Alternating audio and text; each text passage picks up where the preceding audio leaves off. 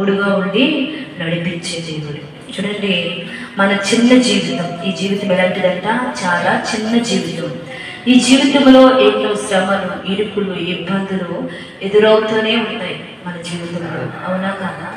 యేసు ప్రభువుకి ఒకసారి రక్షణ తీసుకుని మన జీవితం ఆయనకు అప్పచెప్పిన తర్వాత ఆయన చిత్తానికి మనము అప్పచెప్పి మనము నడవగలిగిన వారుగా ఉండాలి.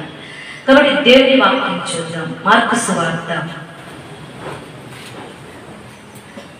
4వ అధ్యాయం 35 నుంచి చదువుదామా. ఆదినమే సాయంకాలమైనప్పుడు చదవండి. ఆయన అందరికి అద్దరికి పోవుదుమని వారితో చెప్పగా వారు జనులను పంపివేసి ఆయనను ఉన్న పాటున చిన్న దోణిలో తీసుకుని పోయి ఆయన వెంబడి మరికొన్ని దోణిలు వచ్చెను. అప్పుడు పెద్ద తుఫాను రేగి ఆయన ఉన్న దోణి మీద అలలు కొట్టినందున దోణి నిండిపోయెను. దేవునికి స్తోత్రం కలుగును గాక.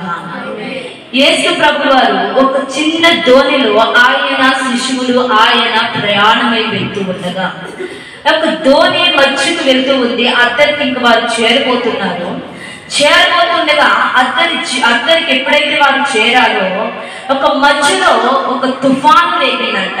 ఏంటంట?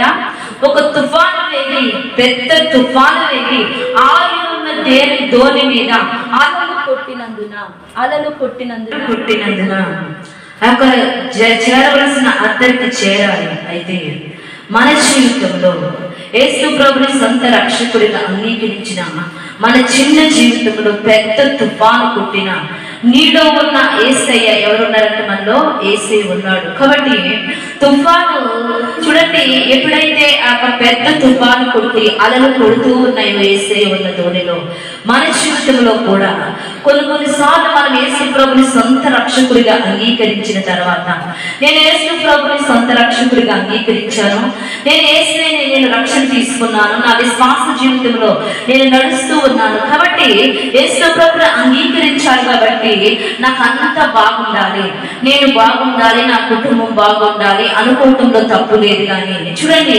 యేసయ్య ఉన్న దోణి మీద పెద్ద పెద్ద అలలు కొడుతూ ఉన్నాయి. ఎవరున్న దోణి మీద చెప్పండి? యేసయ్య ఉన్న దోణిలో పెద్ద పెద్ద అలలు కొడుతూ ఉన్నాయి. మనం మన జీవితంలో యేసు ప్రభుని సొంత రక్షకుడిగా అంగీకరించిన మన జీవితంలో మన విశ్వాసాన్ని పరీక్షించడానికి ఒక్కొక్కసారి శ్రమలు వస్తాయి. శ్రమలు వచ్చినప్పుడు పెద్ద పెద్ద తుఫానులు కొడుతూ ఉన్నప్పుడు మన జీవితంలో అవి చూసి మనం భయపడిపోతూ ఉంటాం కదా. మన జీవితంలో చూడండి, నేను ఎంతగానో ప్రార్థన చేస్తున్నాను ప్రభు, నేను ఎంతగానో నేను స్తుతిస్తున్నాను, నేను ఎంతగానో బలపరుస్తున్నాను. అయితే నా జీవితంలో పెద్ద పెద్ద అలలు కొడుతూ ఉంది, పెద్ద పెద్ద తుఫాను కొడుతూ ఉంది. ఎటు చూసినా ఈ యొక్క అలలతో నేను ఎంటబడి ఉన్నాను, నాకు ఎటులో సమాధానం రావటం లేదని కొన్నిసార్లు మనం కన్నీరు విడిచి ప్రార్థన చేస్తూ ఉంటాం. అయితే చూడండి, ఈ శ్రమ ఆయన తాకి మన దగ్గరకు వస్తుంది. చూడండి, యేసు ప్రభు ఉన్న దోణిలో పెద్ద పెద్ద అలలు కొడుతూ ఉందా లేదా చెప్పండి? మన జీవితంలో అలలు వచ్చిన, శ్రమలు వచ్చిన, నిందలు వచ్చిన, పెద్ద పెద్ద తుఫానులు రేగిన మొదట ఆయన తాకి శ్రమ మన మీదకి వస్తుంది. చూడండి, మన జీవితం కన్నీరు కారుస్తున్నప్పుడు ప్రభువా నాకు ఎవ్వరు లేరు అని మనం అనుకుంటాం. కానీ మన హృదయంలో ఆయన ఉన్నాడు. నువ్వు కారుస్తున్న కన్నీరు నీకంటే ముందు ఆయన కన్నీరు కార్చాడు. మనకు వచ్చిన శ్రమలు మనకంటే ముందు ఆయన శ్రమలు, నిందలు, అవమానాలు అన్ని ఆయన అనుభవించి వచ్చాడు. కాబట్టి ఆయన ఉన్న దోణిలో పెద్ద పెద్ద అలలు కొడుతూ ఉందంట. తుఫాను రేగిని వెంటనే మనం అనుకుంటాము ప్రభువా నాకు ఆదరణ లేదు అనుకుంటాం. ఆదరణ లేని పరిస్థితులు ఆయన అంటున్నాడు, లోకములో వీటన్నిటికంటే నీలో ఉన్నవాడు గొప్పవాడంట. చూడండి, లోకములో కలుగుతున్న శ్రమలు చూసి, లోకములో కలుగుతున్న నిందలను చూసి, లోకములో కలుగుతున్న అవమానాలు చూసి నేను యేసు ప్రభువుని అంగీకరించాను కదా, నా జీవితంలో అంతా బాగుండాలి అని అనుకుంటూ ఉంటారు చాలా మంది జీవితంలో. ఒక వ్యక్తి అంటుంది, నేను రక్షణ తీసుకున్నాను, నా కుటుంబంలో సమస్యలు ఎదురైంది, ఏమెదురైంది అంట? చెప్పండి. సమస్యలు ఎదురైంది. అంటే మన విశ్వాసాన్ని పరీక్షించడానికి మనం ఎంతవరకు ఆయనలో నిలబడి ఉంటామో, ఆ యొక్క పరీక్షలు వచ్చినప్పుడు నిలబడే గొప్ప భాగ్యం. మన విశ్వాసాన్ని మనం కాపాడుకునే వారుగా ఉంటాము. శ్రమలు రావా అంటే వస్తాయి. యేసయ్య ఉన్న ధోనిలో పెద్ద తుఫాను కొట్టింది. ఆ యొక్క తుఫాను కొట్టినప్పుడు వారు చూడండి, ఆ యొక్క ధోని అంతా కూడా నిండిపోయింది. ఆ ధోని ఏమైపోయిందంట? నిండిపోయింది. మన జీవితంలో ఆ శ్రమ ఆయన తాకి మన దాకా వస్తుంది. కన్నీరు కార్చినప్పుడు ఆయన మనతో ఉండి ఆయన కన్నీరు కార్చాడు. శ్రమలు పడుతున్నప్పుడు ఆయన మనతో ఉండి ఆయన శ్రమను అనుభవించాడు.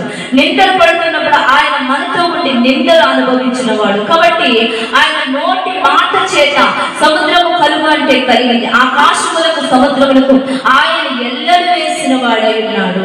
ఆయన మాట అంత గొప్పదే.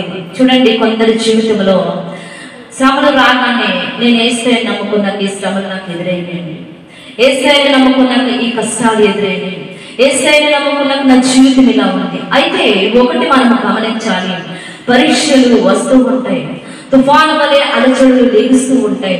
ఎంత అలజడి లేసినా ఆయన నీ చిన్న జీవితంలో ఉన్నాడు కాబట్టి పెద్ద తుఫాను లేచిన, పెద్ద అలజడులు లేచిన దేనికి కూడా మనం భయపడవలసిన అవసరత లేదు. ఎందుకంటే యేసయ్య నాతో ఉన్నాడు. నా చిన్న జీవితంలో ఆయన నాకు తోడై ఉన్నాడు కనుక, ఈ జీవిత ప్రయాణంలో ఆయనతో నేను నడుస్తున్నాను కనుక, ఈ లోకంలో ఎన్ని గాలి శబ్దాలు వచ్చినా దేనికి నేను భయపడను. ఎందుకంటే లోకంలో ఉన్న శబ్దాలకు మనం భయపడకుండా నాలో ఉన్నవాడు సర్వశక్తిమంతుడైన దేవుడు.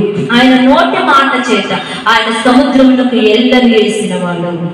మన జీవితంలో పడిపోయిన స్థితిలో ఉండగా కొన్నిసార్లు మరి మనం అనుకుంటూ ఉంటాం, ఏంటయ్యా నా జీవితం, ఏంటి నా పరిస్థితులు, ఏంటయ్యా నాను ఒక ధోనిలో ఎలాగైతే అలలు కొడుతూ ఉన్నాయో మన జీవితంలో దెబ్బ మీద దెబ్బ, దెబ్బ మీద దెబ్బ తగులుతూ ఉంటది చెప్పండి. కొన్నిసార్లు మనము ఆ యొక్క అవమానాలు, నిందలు భరిస్తూ ఉన్న మన జీవితంలో దేవుని వాక్యం సెలవిస్తుంది, ఆయన ఉన్న ధోనిలో పెద్ద తుఫాను, ఆయన ఉన్న ధోని మీద అలలు కొట్టినా సరే మనం యేసు ప్రభుని నమ్ముకుని ఉన్నాము కాబట్టి ఎంత మాత్రము కూడా మనము కదిలించబడే వారు ఉండకూడదు. ప్రార్థన చేస్తున్న మన విశ్వాస జీవితంలో ముందుకు కొనసాగబడే వారుగా ఉన్నాము. చూడండి, అలా ముందుకు మనం ఎప్పుడైతే కొనసాగబడుతున్నామో ఎన్ని సమస్యలైనా ఎదుర్కోవటానికి ఆయన సర్వశక్తిమంతుడైన దేవుడై ఉన్నాడు. మనం శ్రమలు రాగానే కృంగిపోయే వారు ఉండకూడదు. మనం శ్రమ వచ్చిందని అధైర్యపడే వారు ఉండకూడదు. మొదట ఆ శ్రమ ఆయనను తాకితే గాని అది మన దగ్గరకు వచ్చే అవకాశము లేదు. ఆయన తాకితేనే ఆ యొక్క శ్రమ మన దగ్గరకు వస్తుంది. యేసు ప్రభు ఆ చిన్న ధోనిలో ప్రయాణమై వెళ్తూ ఉన్నారు. ఆయన ప్రయాణమై అద్దరికి చేరాలి. అద్దరికి చేరే సమయమున పెద్ద తుఫాను రేగింది, అలలు కొట్టినందున ఆ ధోని అంతా కూడా నిండిపోయిందంట. దేని చేత నిండిపోయిందంట? నీళ్లతో నిండిపోయింది. నిండిపోయింది. ఆ యొక్క ధోనిలో నిండిపోతూ ఉన్నప్పుడు చంద్రమ్మ కిందికి ఆయన ధోని అమరమును తలగడ మీద నిద్రించుచుండెను. వారాయనను లేపి, బోధకుడా మేము నశించిపోవచ్చున్నాము, బోధకుడా మేము నశించిపోవచ్చున్నాము, నీకు చింత లేదా అని ఆయనతో అనేది. చూడండి, ఆ యొక్క ధోనిలో ఎప్పుడైతే ఆ యొక్క నీళ్లతో నింపబడిపోతుందో చేరవలసిన స్థానానికి మనం చేరబోతున్నాం. సమస్యలు వస్తున్నాయి, ఇరుకులు వస్తున్నాయి, ఇబ్బందులు వస్తున్నాయి. అయితే ఆ యొక్క ధోని అంతా కూడా నిండిపోయినప్పుడు ఆయన శిశువులు అంటున్నారు, ఆయన ధోని అమరమున తలగడ మీద తలవాల్చుకుని నిద్రించుతున్నాడు. ఆయన ఎక్కడున్నాడంటే చెప్పండి, ఆయన మధ్యలో ఆయన ఉన్నాడు, అమరమున ఉన్నాడు. ఆయన ఎక్కడో లేడు, ఆయన మన కుడి ప్రక్కనే ఉన్నాడు. ఆయన మనలో నివాసము చేయుచున్నాడు. మొదట మనం అది గుర్తెరిగి ఉండాలి. చిన్న ధోని కన్నా పెద్ద తుఫాను కన్నా నీలో ఉన్నవాడు గొప్పవాడు. కనుక చిన్న ధోని యేసయ్య మన జీవితంలో ఎక్కినట్లు నీ చిన్న హృదయంలో దేవునికి దేవుడు ఉన్నాడు.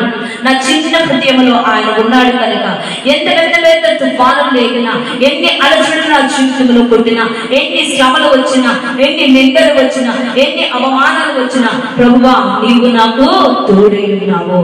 చూడండి, ఆ ధోని ఎక్కారు. ఆ యొక్క యేసు ప్రభువా వారు నిద్రిస్తూ ఉండగా చూడండి, కొన్నిసార్లు మన జీవితంలో ఎన్నో ఎదురవుతూ ఉన్నప్పుడు, ప్రభువా నేను నీకు మొరపెడుచున్నాను కానీ నీవు మౌనముగా ఉన్నావయ్యా, నా ప్రార్థనకు సమాధానం రావటం లేదు, నా శ్రమలలో నీవు మౌనముగా ఉన్నావు కనుక చూడండి, వీరి మీదకి ధోని అలచడల చేత అలా అలా ఊగుతూ కూడా గాలితోనూ వాటితోనూ నిండిపోయి అప్పుడు మేము నశించిపోతున్నాము.